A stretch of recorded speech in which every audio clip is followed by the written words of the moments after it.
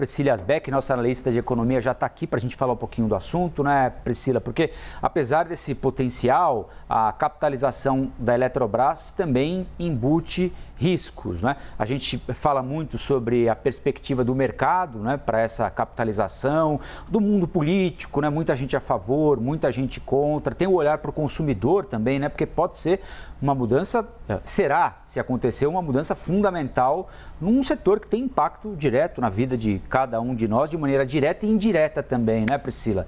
Bem-vinda mais uma vez ao Novo Dia aqui. Obrigada, Colombo. Bom dia a todos que nos acompanham. Ontem a gente falou um pouco mais sobre os processos, o que estava por vir. Hoje a gente vai trazer então mais um pouco desses impactos. Você acertou na judicialização, hein? Né? A Paula Martini agora há pouquinho já trouxe a notícia de que a oposição já foi à justiça. Já foi à justiça, né? E agora eles têm os argumentos justamente do ministro Vital do Rego para argumentar essas liminares e tal. Então é um processo que deve se alongar. A gente até preparou aqui alguns tópicos sobre o que está por vir, né? Quais são os próximos passos, alguns riscos aí. Riscos não só para o processo, mas riscos principalmente para o consumidor. Então, judicialização, como você já falou, né, Colombo, já está acontecendo. Então isso aqui pode atrasar o processo, jogar lá para as eleições, que a gente falou que ficando para as eleições corre o risco, inclusive, de que essa capitalização ela seja barrada, né? Porque daí a política começa a interferir ainda mais e ganha força para interferir. Então, esse processo pode sofrer algum revés, mas também porque aí as ações chegam no momento de baixa do mercado, porque eleições costumam mexer com o mercado. Aqui que a gente queria destacar, principalmente, quais que são os impactos na conta de luz. Então, qual que é a ideia? A conta de luz deve cair no curto prazo, porque do dinheiro todo da capitalização, que tem cerca de 70 bilhões de reais previstos, 5 bilhões vão direto para a conta de desenvolvimento energético, que é uma conta que hoje todo mundo paga na conta de luz, que tem um monte de coisa lá dentro, que tem um monte de projetos dentro do setor de energia que todos nós pagamos na nossa conta de luz.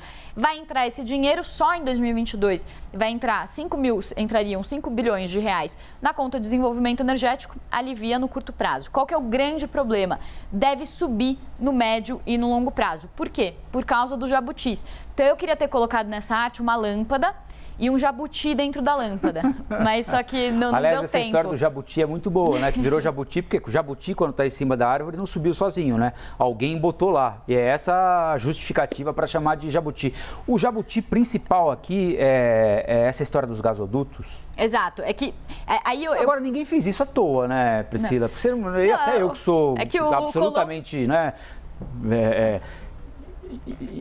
Pouco familiarizado com o assunto, imagino que você não vai construir um gasoduto, você não vai construir uma termoelétrica longe de onde está o gás, o que te obriga a construir um gasoduto de milhares de quilômetros. Não faz muito sentido pela lógica. É um jabuti bem pesadão, assim, que tiveram que colocar ali em cima, de um jeito bem, né, assim, foi bem sutil, elaborado, né, enfim. Mas por que o Colombo está falando isso? Então, uma das previsões importantes dentro de todo o processo de capitalização da Eletrobras, quando ela ainda era a MP da Eletrobras, foi a questão da contratação de 8 mil megawatts de energias de térmicas a gás no centro, oeste e no norte do país. Qual que é o grande problema? E aí eu vou citar até o Luiz Barata, que é ex-presidente do ONS, que ele classificou de um jeito muito bom. Ele falou assim, que é uma ópera em 2 atos.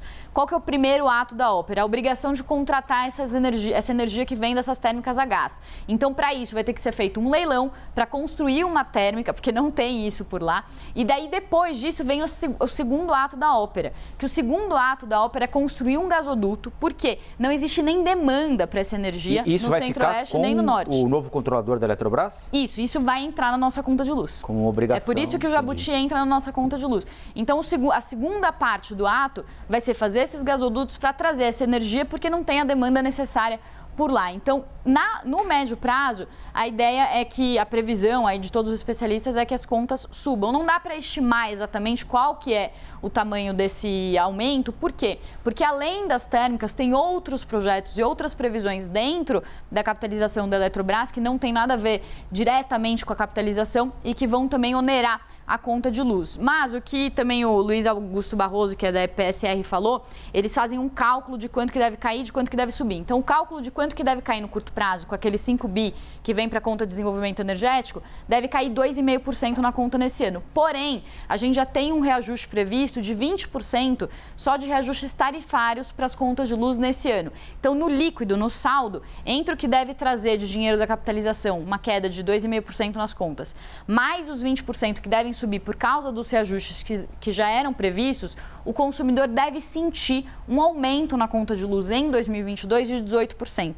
Então, ainda assim, a gente não tem um alívio na conta de luz, mesmo com a capitalização. E aí, no longo prazo, o que ele falou é o seguinte: falou que os custos são certos, mas os benefícios são incertos. Estariam na mão do governo de fazer uma boa capitalização e, com isso, reduzir os custos. E aí, para finalizar, a Eletrobras representa 20% do setor de energia hoje do país. Então, se essa história aqui ficar mal feita, isso daí acaba afetando a energia como um todo. E esse aqui é todo um resumo de um processo de capitalização que foi feito pela política e não por profissionais técnicos do setor.